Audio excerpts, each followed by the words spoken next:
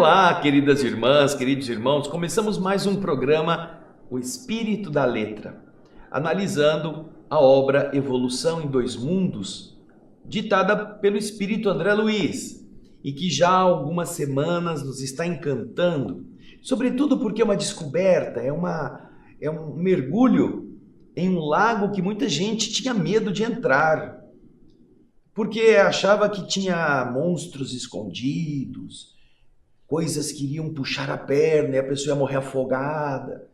E nós estamos aprendendo coisas que estão aí para que nós mergulhemos e retiremos não os jacarés, os crocodilos ou as cobras que estão debaixo d'água, não, mas os tesouros.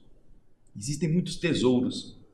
E nós estamos, em cada capítulo, trazendo mais uma pérola, mais um componente deste precioso cordão de um colar de ensinamentos. Então, hoje, nós vamos continuar esse estudo ingressando no capítulo 15º. No capítulo 14, André Luiz usou os parasitismos, as simbioses do reino vegetal e animal como um exemplo, comparando com a influenciação espiritual sobre os encarnados. Agora, no capítulo 15, ele vai dar uma definição mais profunda, atendendo a um comentário que ele havia feito no capítulo 14 a respeito do vampirismo.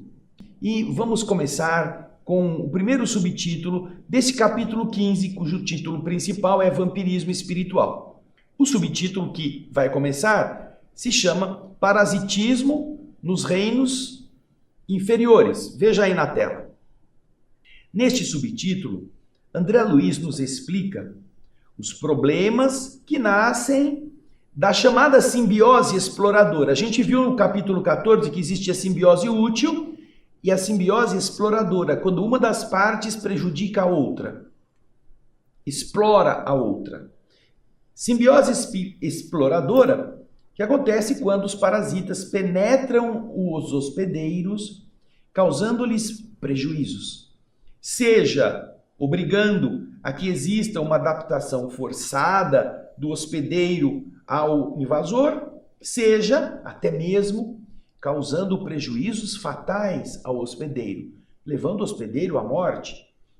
Tal interferência parasitária pode, inclusive, produzir alterações nos princípios da hereditariedade, deixando nas células do hospedeiro suas raízes através da invasão dos componentes citoplasmáticos. As células do hospedeiro recebem a invasão do parasita, do corpo estranho, transmitindo-se para as futuras gerações do ser invadido essas características.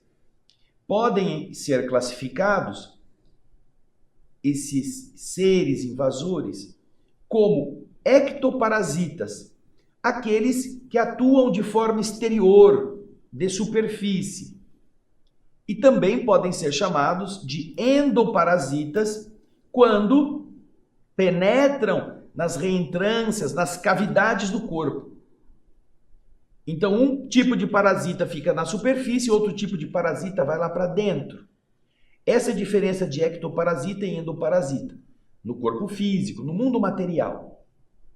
E, continuando o resumo, ele diz que é realmente, sobretudo neste último tipo de endoparasitas, que as adaptações progressivas entre o hospedeiro e o parasita vão acontecer, criando-se uma sociedade que prejudica o primeiro e compromete, às vezes, a existência da sua própria espécie.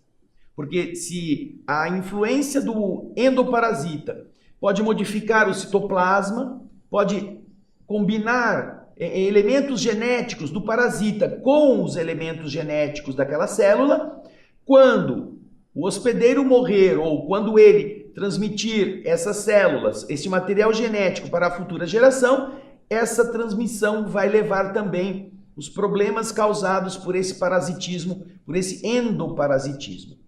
Você vai ver que então nessa primeira parte, nesse primeiro subtítulo, André Luiz estará explicando Isto para depois fazer uma associação entre os fenômenos parasitistas que existem no mundo físico e o parasitismo do espírito sobre o encarnado. Então agora nós vamos ver o texto principal. O subtítulo é esse aí, Parasitismo nos Reinos Inferiores. Comentando as ocorrências da obsessão e do vampirismo no corpo espiritual e físico, o veículo fisiopsicossomático, ele está se referindo à nossa estrutura física e magnética, perispírito e matéria. Quando comentamos essas ocorrências, é importante lembrar os fenômenos do parasitismo nos reinos inferiores da natureza. Eu vou falar sobre isso, mas vou me referir a esses fenômenos para fazer uma comparação, é o que diz André Luiz. Sem nos reportarmos às simbioses fisiológicas, essas associações orgânicas, em que micro-organismos se albergam no trato intestinal dos seus hospedadores, apropriando-se dos sucos nutritivos que ele produz, mas, em contrapartida, gerando substâncias úteis à existência dos anfitriões, dos hospedeiros, sem nos referirmos a essa simbiose útil, que é uma combinação positiva para as duas partes, encontraremos a associação parasitária no domínio dos animais como se fosse uma sociedade na qual uma das partes, quase sempre após insinuar-se com astúcia, criou para si, para ela mesma, vantagens especiais. Continua o texto aí na tela. Criou para si vantagens especiais, com manifesto prejuízo para a outra que foi invadida, que passa, logo a seguir, a ser vítima da primeira. A primeira invade e a segunda, quando se vê, é vítima da primeira. André Luiz continua no texto. Em semelhante desequilíbrio, as vítimas se acomodam por tempo indeterminado a essa pressão externa dos algozes, dos verdugos, a essa pressão que vem vindo de fora. Contudo, em outras situações, sofrem-lhes a intromissão direta na intimidade dos próprios tecidos, quando ele está falando aí do endoparasita, em ocupação impertinente, que às vezes se degenera em conflito destruidor e, na maioria dos casos, se transforma num acordo de tolerância por uma necessidade de adaptação, perdurando até a morte dos hospedeiros espoliados, dos hospedeiros saqueados, chegando mesmo a originar os traços das agregações imensamente demoradas no tempo, interferindo nos princípios da hereditariedade do hospedeiro, como raízes do conquistador, a se entranharem nas células que lhe sofrem a invasão nos componentes celulares, para além da geração em que essa união, esse consórcio parasitário começa. Em razão disto, apreciando a situação dos parasitas perante os seus hóspedes ou seus hospedadores, os hospedeiros, nós os temos como ectoparasitas, quando limitam a própria ação à zona de superfície, e endoparasitas, quando se alojam nas reentrâncias, nas cavidades do corpo a que se impõem. Não será lícito esquecer, porém, que toda simbiose exploradora de longo curso, principalmente esta que se verifica no campo interno de endoparasita, resulta de uma adaptação progressiva entre o hospedeiro e o parasita, os quais, não obstante reagindo um sobre o outro, lentamente concordam na sociedade em que persistem, sem que o hospedador considere os riscos e perdas a que se expõe, comprometendo não apenas a própria vida, mas a existência da própria espécie. Então, já vemos aí coisas interessantes. Nós temos, por exemplo, vamos citar aqui Ascaris lumbricoides, as lombrigas, as tênias. Elas podem conviver, elas vão sugando os tecidos. A pessoa não vai morrer logo de cara. Ela vai se adaptar. Então, qual é a adaptação? Ela começa a ter fome, então ela vai comendo mais, só que ela não engorda, ela só vai emagrecendo. Porque esses parasitas vão se multiplicando, mas o corpo vai tentando se adaptar a eles. No caso das lombrigas. E elas vão invadindo outros, vão invadindo órgãos, vão invadindo em busca dessa sanha de comer. Então você vê que é um parasitismo nocivo que pode demorar a vida inteira, pode passar por longo período e a pessoa continuar com aquilo até morrer. E aí então, só que ela não terá vitalidade, ela não terá aparência, ela não terá saúde. E isso vai sendo minado aos poucos. Porém, o corpo principal do hospedeiro tenta se adaptar a essa condição. Nós temos inúmeras descrições do chamado amarelão. Lembra do amarelão, o pessoal da roça? Há um personagem de Monteiro Lobato que tinha a doença do cansaço. Era uma infestação endoparasítica, causando esse estado amarelado, esse estado de canseira, de preguiça. Então você percebe que o que André Luiz está falando é que, apesar de existirem os ectoparasitas, por exemplo, mosquito, pernilongo, carrapato, ele suga o nosso sangue, porque ele precisa comer, mas ele vai embora. Às vezes ele transmite endoparasitas. É o caso do barbeiro, Trypanosoma cruzi. Nós vamos ver mais para frente.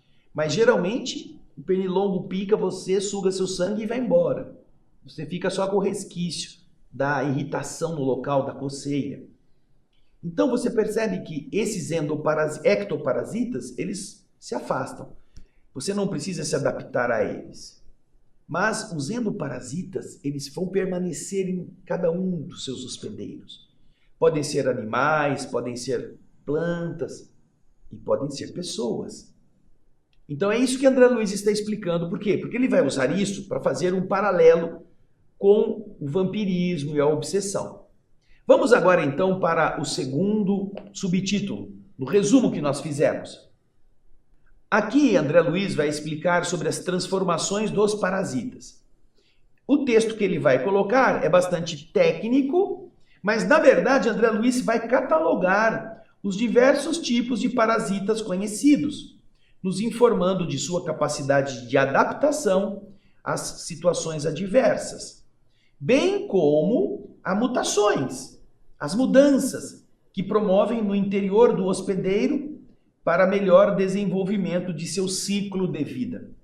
Existem parasitas que já estão prontos e ficam lá dentro se multiplicando. Mas existem parasitas que passam pelo corpo para adaptarem-se, para produzirem o ciclo, que depois vai ter que ser expelido para eles, e por fim, parasitarem um outro ser. É um ciclo. Alguns parasitas se alojam em moluscos, outros se alojam em mamíferos, mas eles não terão essa forma definitiva, a não ser quando chegam no hospedeiro principal, que vai ser o que eles vão desenvolver-se plenamente. Então, nesse subtítulo, que no resumo é curtinho, porque o que ele vai fazer é apenas catalogar os parasitas, nós vamos aprender com André Luiz bastante coisa ligada a isso. Vamos agora ao texto principal. Neste subtítulo, Transformações dos Parasitas, André Luiz diz o seguinte: nós temos assim, na larga escala dos acontecimentos dessa ordem, do parasitismo, os parasitas temporários, como acontece com as sanguessugas e quase todos os insetos hematófagos. Fagos é comer, hema é sangue, são os insetos sugadores de sangue, que apenas transitoriamente visitam os hospedadores. Esse é um tipo. Nós temos os ocasionais, ou os pseudoparasitas, que sistematicamente não são parasitas, mas que vampirizam outros animais quando as situações do ambiente os conduzem a fazer isso. Alguma coisa que impede que eles possam comer o que eles precisam, então eles vão sugar ou vão vampirizar outros seres. Esses não são propriamente parasitas, mas eles adotam uma postura parasitária quando não tem outra saída. Temos agora, diz André, os parasitas permanentes de desenvolvimento direto, que dispõem de um hospedador exclusivo e a cuja existência se encontram ajustados por laços indissolúveis, quase todos relacionáveis entre os endoparasitas, parasitas internos, mas que já possuem um desenvolvimento direto, estão ligados àquele ser, estão ligados àquela pessoa, àquele tipo de corpo, de forma que essa ligação já permite que eles fiquem associados a eles para muito tempo. Ele diz, na sequência, temos depois os parasitas chamados heterogênicos. São aqueles que se fazem adultos em ciclo biológico determinado. Começa de um jeito, vai se transformando até chegar ao estágio adulto, contando então com um ou mais hospedeiros intermediários, quando se encontram em período larval, para atingirem a forma completa no hospedeiro definitivo. São os parasitas heterogênicos. E temos também, como ele diz aí, os hiperparasitas, que são parasitas de outros parasitas. Nossa, quantos parasitas! Nossa, quanta gente sugando gente, quanto bicho sugando bicho, não é mesmo? Ele continua explicando nesse subtítulo, concluindo-se que o parasitismo entre os animais não decorre de uma condição natural, mas sim de uma autêntica adaptação deles a um modo particular de comportamento. É justo admitir, se inclinem para novos característicos na espécie. Eles mudam esse acercamento vai produzir mudanças neles quando eles começam a viver do parasitismo. Assim é que o parasita, no regime de adaptação ao qual ele se entrega, ele sofre mutações de vulto, mutações bastante significativas, e que isto se exprime na sua forma, por reduções ou acentuações orgânicas, compreendendo-se desse modo que o desaparecimento de certos órgãos de locomoção em parasitas fixados e a consequente formação de órgãos necessários à estabilidade em que se harmonizam devem ser analisados como fenômenos próprios, inerentes a essa simbiose injuriante, uma associação abusiva.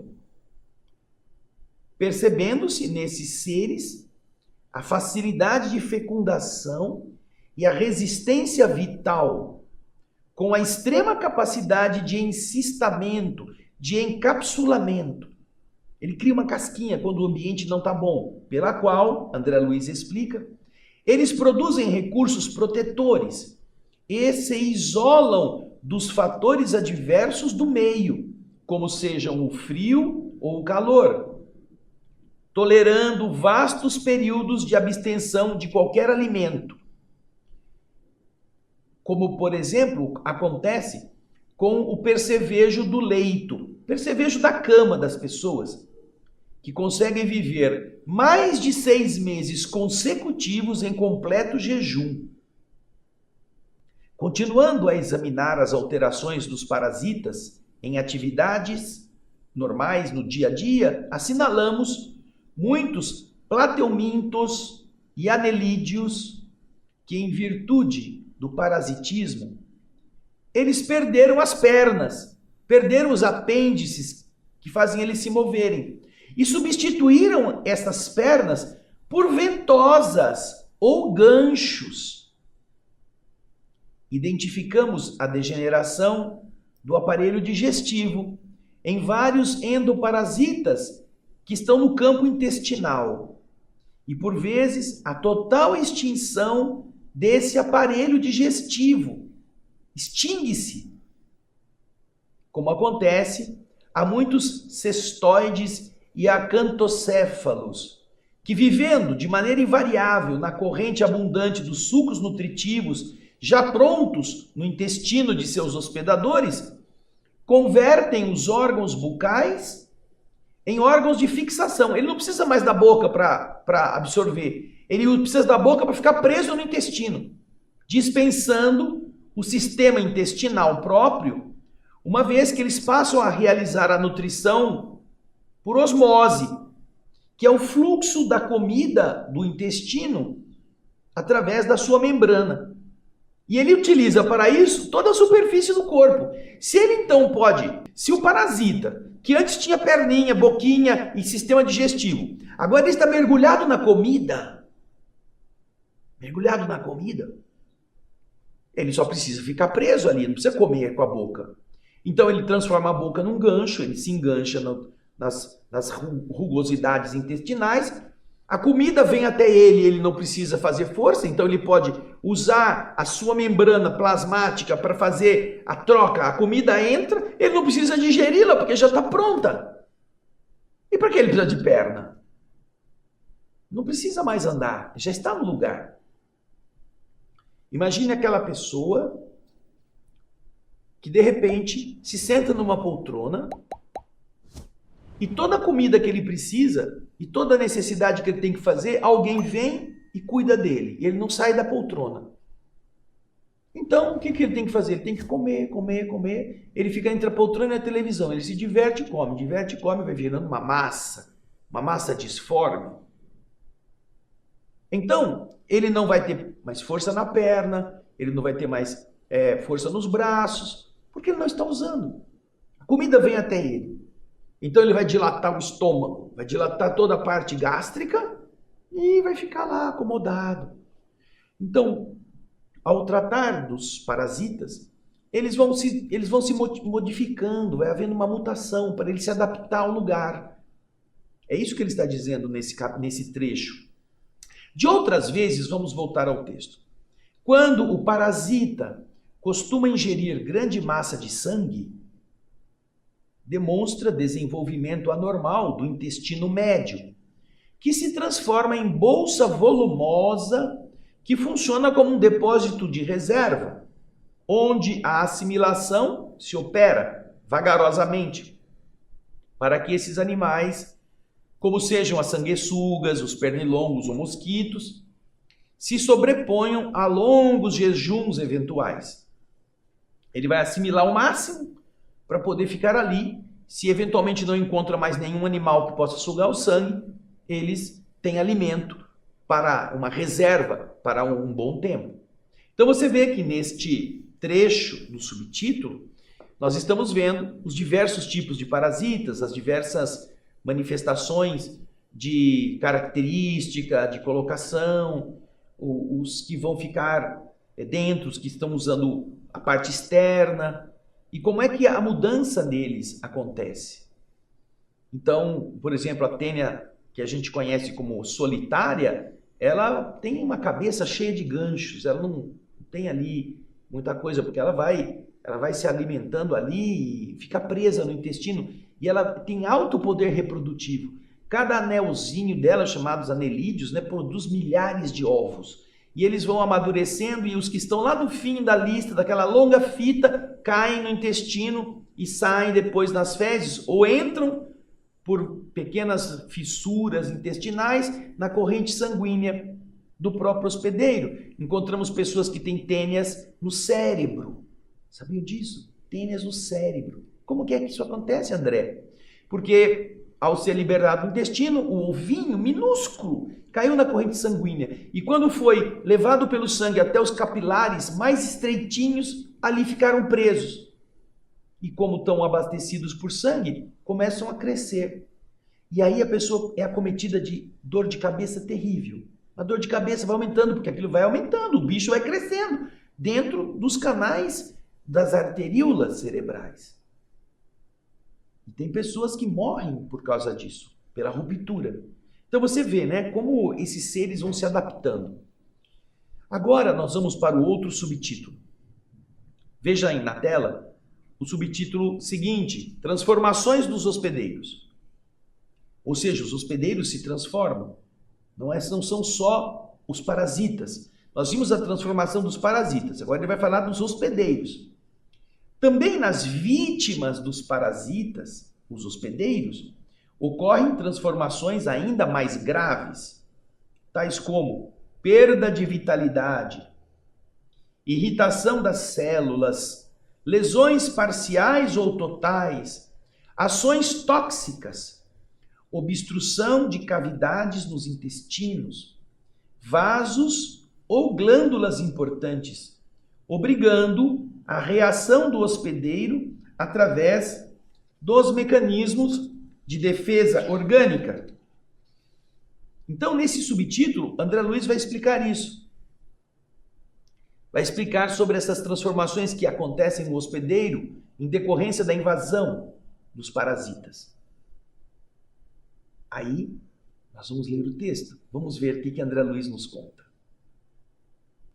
Todavia, se os parasitas podem apresentar expressivas transformações diante do novo regime de existência a que eles se afeiçoam, o parasitismo, os resultados de tais associações sobre o hospedeiro são mais profundos ainda, porque os assaltantes, os parasitas, depois de instalados, se multiplicam ameaçadores, estabelecendo espoliações, saques sobre as regiões orgânicas da vítima, sugando-lhe a vitalidade, traumatizando-lhe os tecidos, provocando lesões parciais ou totais, ou estendendo ações tóxicas, como a exaltação febril nas infecções, com que algumas vezes lhe apressam a morte.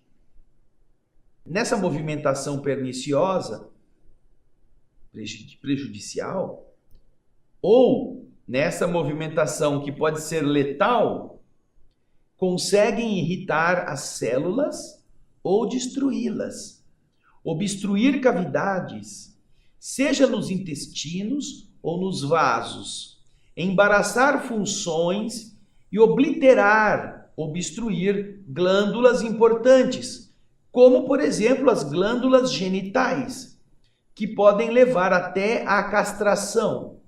Embora os recursos defensivos do hospedeiro sejam colocados em evidência, sejam ativados, criando exércitos celulares de combate às infestações, expulsando os invasores por via comum ou neutralizando-lhes a penetração pelas membranas fibrosas que os envolvem, encistando-os a princípio para aniquilá-los depois em pequeninos invólucros calcificados no interior dos tecidos. Então, as defesas orgânicas, as defesas do hospedeiro funcionam e utilizam-se desses meios, mas muitas vezes a infestação é muito grande, muito vasta.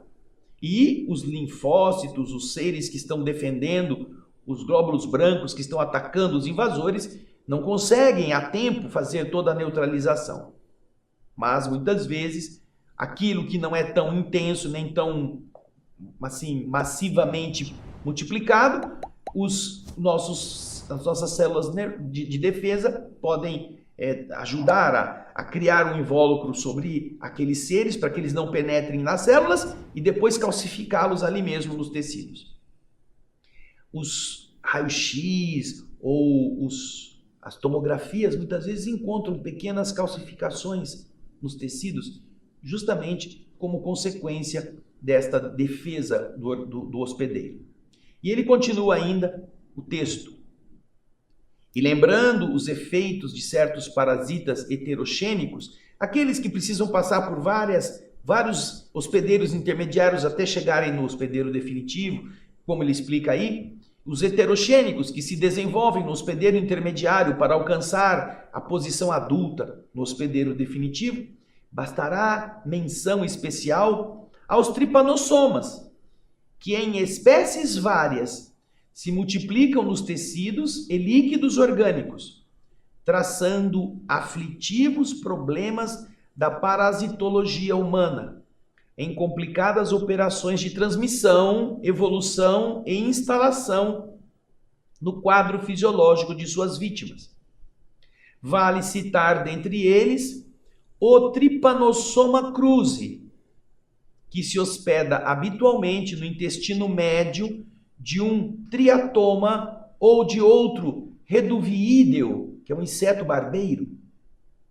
Ele se instala no intestino do barbeiro, onde apresenta formas arredondadas em divisão para adquirir novamente a forma de tripanossoma no intestino posterior do sugador de sangue, que, vivendo à custa deste sangue obtido por picada, vem a transmitir o tripanossoma pelas fezes ao organismo humano, no qual o organismo humano geralmente passa a residir em forma endosselular, no interior da célula, nos músculos, no sistema nervoso, na medula dos ossos ou na intimidade de tecidos outros, aí se difundindo na medida das resistências que lhe ofereça o mundo orgânico do hospedeiro. Ele vai ser mais nocivo ou menos nocivo dependendo das defesas do organismo. E desempenha um papel de carrasco microscópico a perseguir e aniquilar populações indefesas. Então você observa como são nocivos estes pequeninos seres, no caso do tripanossoma. Então estamos vendo como que essa estruturação vai também modificando a estrutura do próprio hospedeiro. Nós temos pessoas com barriga d'água, nós temos aquelas verminoses, nós temos aquelas consequências estranhas daquelas pernas inchadas que parece a elefantíase. A elefantíase é uma obliteração dos vasos linfáticos por entupimentos de parasitas, muitas vezes. Então você percebe que existe uma interferência também, uma modificação também do corpo dos hospedeiros, não só dos parasitas. Agora vamos para o subtítulo, Obsessão e Vampirismo. Vamos aí ao resumo. Então, até então ele veio explicando o que eram os parasitas, as maneiras, os tipos e as transformações. Agora ele vai entrar no assunto. André Luiz descreve o paralelo, neste subtítulo, entre o parasitismo biológico, esses que nós vimos até aqui, e a ação parasitária existente entre espíritos e encarnados. Muitos desencarnados passam a oprimir os vivos, disputando afetos e riquezas, ou tentando, olha só, ou tentando, ações de vingança ou delinquência, quando perderam a vida em razão de tais ações violentas.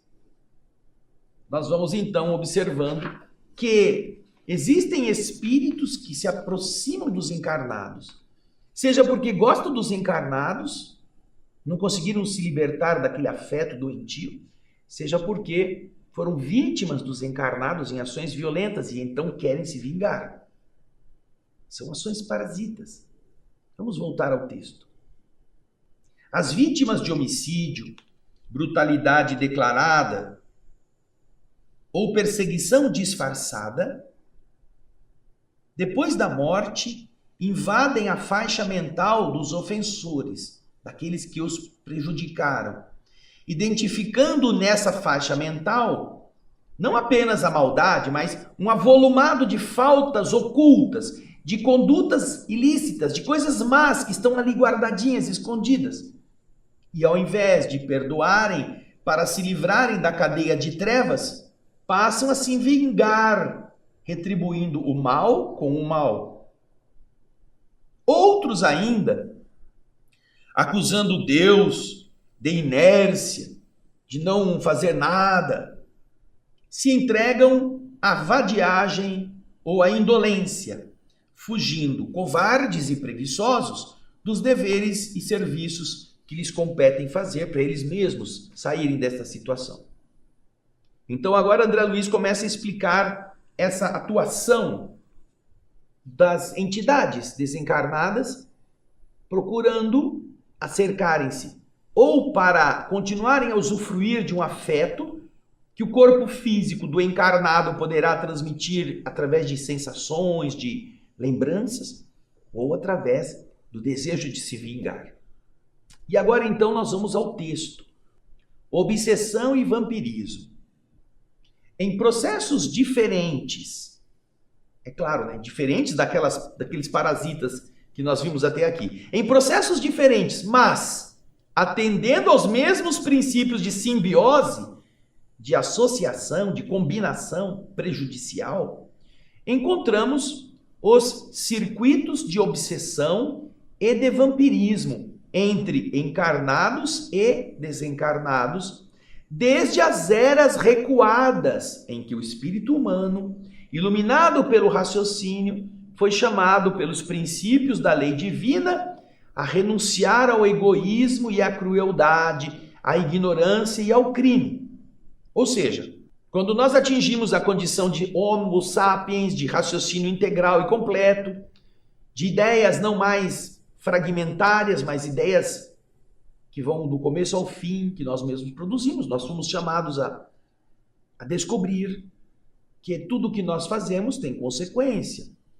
Então, a partir daí, nós que vivíamos na esfera do egoísmo, do animal irracional, e que não tínhamos outra intenção senão tomar conta do território, atacar o invasor, mesmo que precisássemos matá-lo, porque os bichos vivem assim na selva.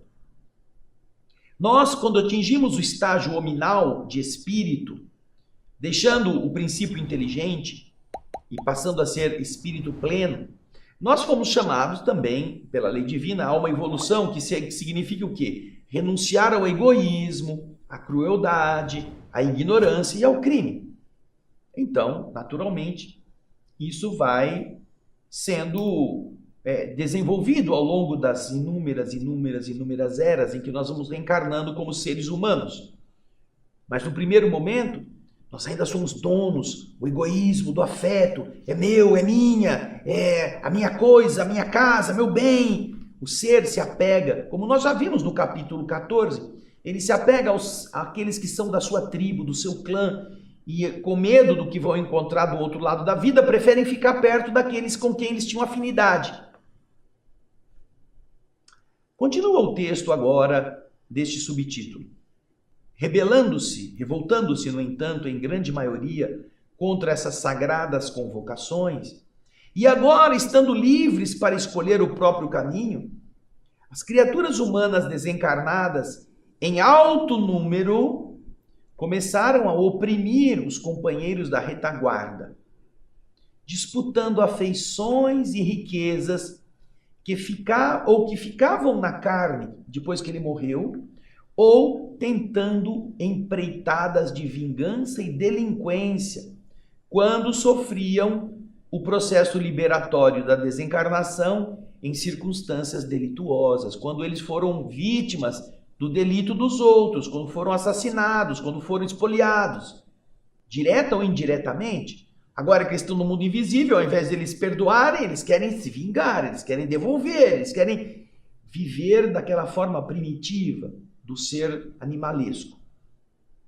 André Luiz vai continuar dizendo: as vítimas de homicídio e de violência, as vítimas de brutalidade manifesta, declarada, ou as vítimas de perseguição sutil, de perseguição disfarçada, quando estão agora fora do vaso físico, elas entram na faixa mental dos ofensores, conhecendo-lhes a enormidade das faltas ocultas. E ao invés do perdão, com que essas almas desencarnadas se libertariam, se livrariam da cadeia de trevas, ao invés de fazer isso, empenham-se em vinganças cruéis, retribuindo golpe a golpe e mal por mal.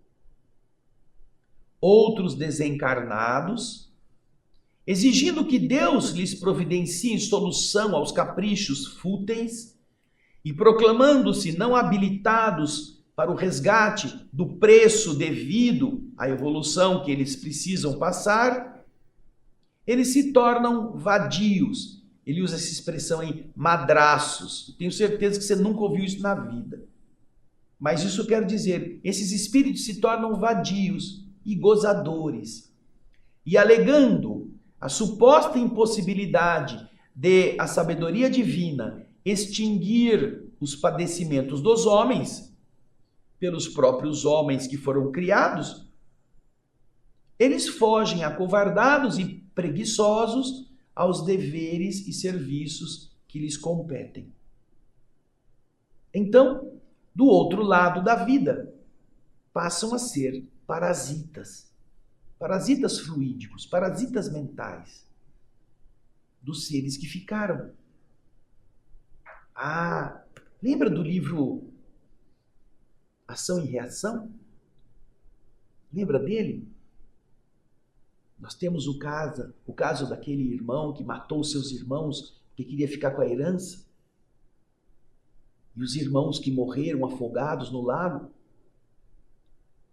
permanecem agora do outro lado querendo se vingar, proteger a propriedade que é deles, e fazem uma influência mental sobre a esposa do Antônio Olímpio, o seu irmão que matou-os. E essa mulher, depois de algum tempo, ela entra num surto de doença e ela vai numa noite e se afoga no mesmo lago. E o Antônio Olímpio fica viúvo. Parasitismo. Nós vamos aprender muito sobre isso no próximo programa. Isso vai nos fazer pensar sobre nós mesmos. Como que nossas ideias, nossos comportamentos podem estar sendo utilizados por entidades que interferem em nosso querer, em nossa vontade, em nossa lucidez. André Luiz nos está dando uma aula soberana, uma aula magistral, para que nós nos conheçamos e para que nós administremos nosso pensar e nossas vibrações, justamente para sermos um anteparo a toda essa influenciação nociva. Então, vai ler, e termina de ler. Espera pela próxima semana, nós vamos continuar o capítulo 15. Mas até lá, já vai antecipando, vai marcando o que você não entendeu. E eu tenho certeza que vai ser muito bonito tudo aquilo que nós aprenderemos também nestes 2 capítulos, 14 e 15. Porque isso está vinculado à nossa vida. Nós parasitamos outros homens ou mulheres. Nós encarnados somos parasitas de outros encarnados. Encarnados somos parasitas de espíritos, parasitas mentais de entidades que a gente fica obsedando. Por que você morreu? Vem me ajudar, pelo amor de Deus, eu preciso de você. Espíritos parasitam encarnados e espíritos parasitam outros espíritos. São os processos obsessivos. Mas isso vai ficar para a próxima semana. Muito obrigado pelo seu carinho, pela sua participação, por tudo aquilo que você nos tem enviado de opinião, de correios eletrônicos, de comentários em nossos canais, em nossos programas. A gente agradece muito o seu carinho e a sua divulgação do Espírito da Letra, porque esse já é o 10º livro, tem 9 que já estão prontos e muitas pessoas estão descobrindo isso agora. Então, eu aguardo você no próximo programa. Obrigado pela sua audiência, pelo seu carinho. Até lá e muita paz.